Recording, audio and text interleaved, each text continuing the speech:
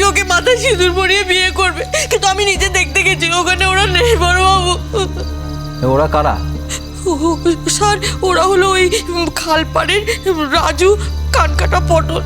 আমার মেয়েকে দেখলেই টোন টিটকিরি করতো। সঙ্গে সঙ্গে আমাদের বস্তির কটা ছেলে ছিল, ওরা ওই দল বেঁধে আড্ডা মারতো। আমার মেয়ে যখন স্কুল থেকে পড়ে আসতো তখন তখন ওকেও টোন টিটকিরি করতো, হাত ধরে টেনেছিল স্যার। আমাকে সে মেয়ে বাড়িতে বলে আমরা দলবল মিলে ওদেরকে তাড়া করি। তারপর থেকে কদিন চুপচাপ ছিল। আমি কাজের বাড়িতে কাজ করছিলাম, এই যে বৌদির বাড়িতে আমি কাজ করি, তখন আমাদের ওই বস্তির গোপালদা ওই যে ও আমাকে ফোন করে বলল কারা যেন আমার মেয়েকে গাড়ি করে তুলে নিয়ে গেছে। ঠিক আছে ঠিক আছে, আপনি দাঁড়ান। আপনি কে? কি নাম আপনার? আমার নাম গোপাল দাস। কি করেন আপনি? আমি একটা সাইকেল ফ্যাক্টরিতে কাজ করি। আপনি কি দেখেছেন? আমি ওই বস্তিতেই থাকি স্যার। কারখানা থেকে ফিরছিলাম, ওই খালের পাশে যে গলিটা আছে সেখান দিয়ে আমার বাড়ি যেতে শর্টকাট হয়। তো দেখলাম একটা সাদা গাড়িতে মিঠু বৌদির মেয়ে বসে আছে, আর ওই রাজুও ছিল স্যার।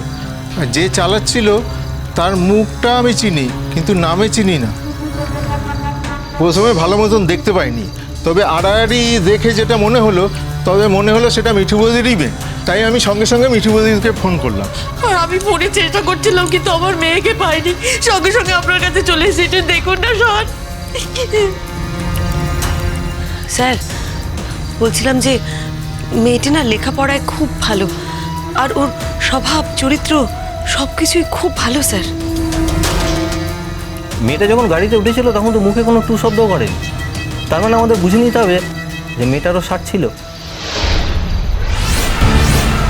তাই তো? আর ওসব লেখাপড়ায় ভালো আমাকে দেখাবেন না, আমি অনেক দেখেছি। এরা বাপ মাকে একটা সত্যি কথা পর্যন্ত বলে না, বুঝেছেন? ওপরে একরকম সেজে থাকে আর ভেতরে একরকম। দেখুন না তো, মেয়েটা নিজের ইচ্ছেতেই ছেলেটার সঙ্গে পালিয়ে গেছে। আপনার কথা ধরেই বলছি, যদি আমাদের মেয়ে পালিয়ে গিয়েও থাকে তাহলেও তো তাকে খুঁজে বার করতে হবে। আর ওর এখনো 18 বছর বয়স হয়নি, তো পালিয়ে গিয়ে যদি ও বিয়ে করে থাকে সে বিয়েটাই তো বৈধ নয়। সেই জন্য বলছিলাম স্যার, যেভাবেই হোক আমাদের মেয়েটাকে খুঁজে বার করা আপনার প্রাথমিক কাজ, মানে এটা আমার মনে হয়। কি বলি বলুন তো আপনাকে ম্যাডাম, এই ধরনের ঘটনা এই বস্তি টস্তিতে আকছার ঘটছে, আকছার।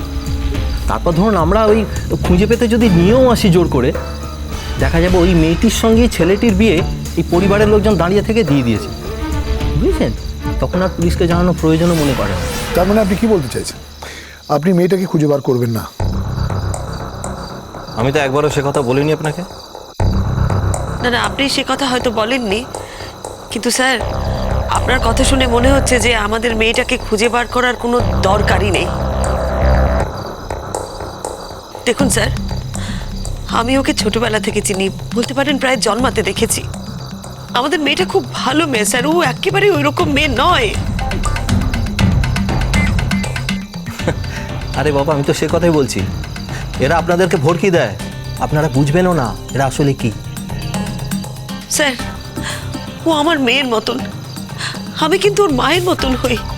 সেই জন্য বলছি স্যার, মায়েরা কখনো সন্তানদের চিনতে ভুল করে না। আপনাকে বারবার অনুরোধ করছি, যেভাবেই হোক আমাদের মেয়েটাকে খুঁজে বার করুন স্যার। আপনারা যত দেরি করবেন ওর বিপদ কিন্তু তত বাড়বে। এক্স্যাক্টলি অফিসার, বোঝার চেষ্টা করুন। যদি মেয়েটাকে নিয়ে অন্য রাজ্যে চলে যায় তখন আপনি কি করবেন? কেসটা তো আরো ডিফিকাল্ট হয়ে যাবে। আর রাত যদি ক্রস হয়ে যায় তখন মেয়ের যে কোনো ক্ষতি করে দিতে পারে ওরা, তখন আপনি কি বলবেন? আমার মনে হচ্ছে স্যার অনেকটা সময় কেটে গেছে। যা করার আপনাকে তাড়াহুড়োতে করতে হবে, তাড়াতাড়ি করতে হবে।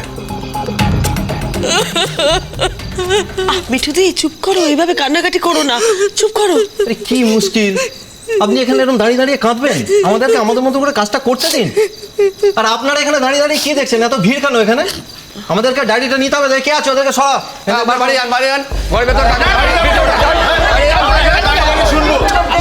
আচ্ছা কি মানে আপনারা এখানে দাঁড়িয়ে যদি এভাবে ভিড় করে থাকেন আমাদেরকে আমাদের মতো করে কাজটা করতে দিন। আমরা একটা কাজ করতে পারবো না, আপনি কি সেটা চাইছেন?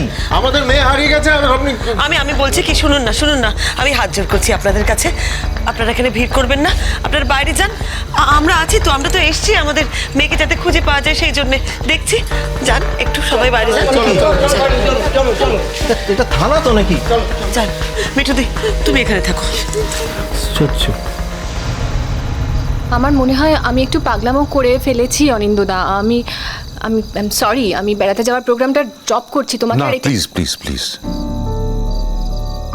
এই বেড়াতে যাওয়াটা আমার মনে হয় আমাদের প্রত্যেকের জন্য খুব প্রয়োজন। আচ্ছা আমাদের তো এই ঝগড়াটা হওয়ার কোনো প্রয়োজন ছিল না, আমরা তো এখানে ভালো থাকতে এসেছিলাম।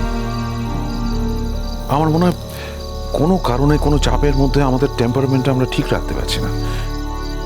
তুমি মেজাজ হারিয়ে ফেলছো, আমি দু চারটে কথা বলে ফেলছি, এটা থেকে ভেঙে বেরোনো দরকার। শোন, দ্বিতীয়রও পরীক্ষা হয়ে গেছে, ওর এখন ছুটি, ও অনেকদিন বেড়াতে যায়নি, ও তো একটা চেঞ্জের মধ্যে দিয়ে যাচ্ছে, ওর মনের মধ্যে নানান ভাঙা গড়া চলছে, একটা নতুন জায়গায় সে অ্যাডজাস্ট করার চেষ্টা করছে, ওর উপরে একটা চাপ আছে। আমার মনে হয় সেই কারণেই আমাদের এই ট্রিপটা হওয়া উচিত। কিন্তু দিঠি কি খুশি হয়ে আমাদের সঙ্গে যাবে? তোমরা না হয় ঘুরে এসো জুন আন্টি, আমি কিছু মাইন্ড করব না।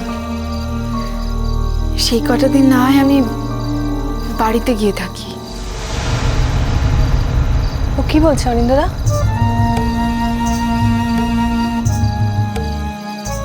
কেন মা, তুই কেন বেড়াতে যাবি না? দাদু ভাইয়ের সাথে অনেকদিন দেখা হয় না পাপা, বাড়িতে থাকাও হয় না, তাই বাড়িতে যদি যেতে পারি কদিনের জন্য। দাদু ভাইয়ের সঙ্গে তো ফিরে এসেও দেখা হতে পারে Dithi.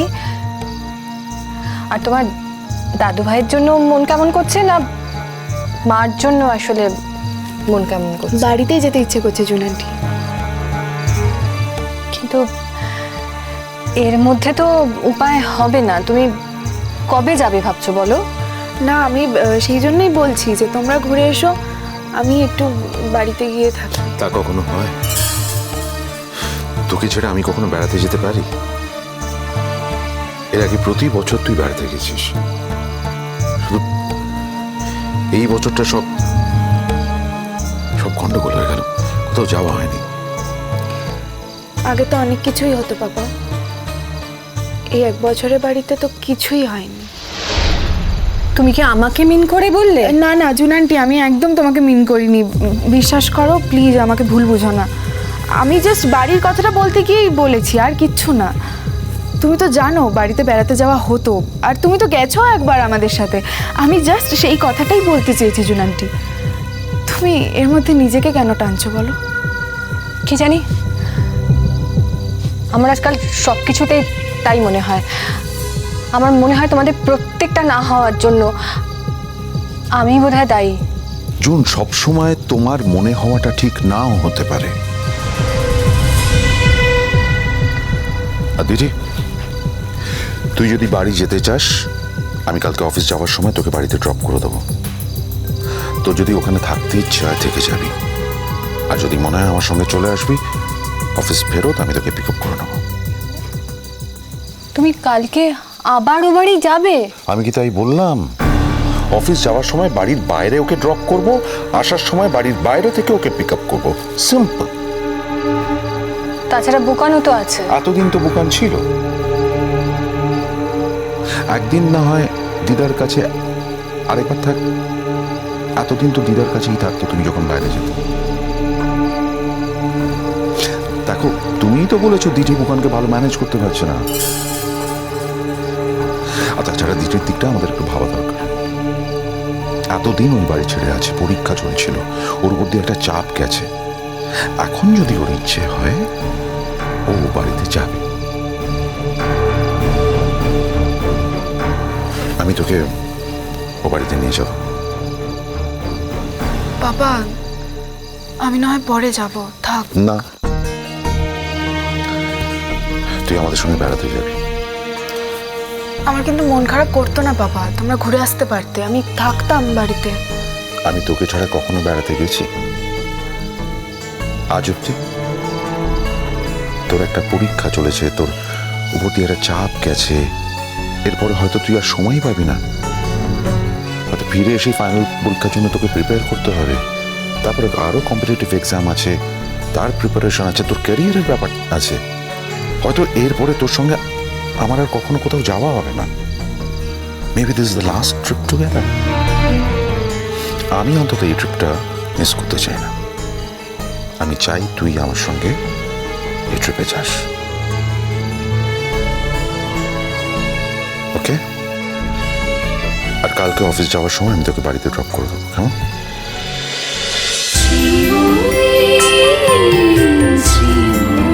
cholo, cholo, cholo, cholo, cholo, paltai.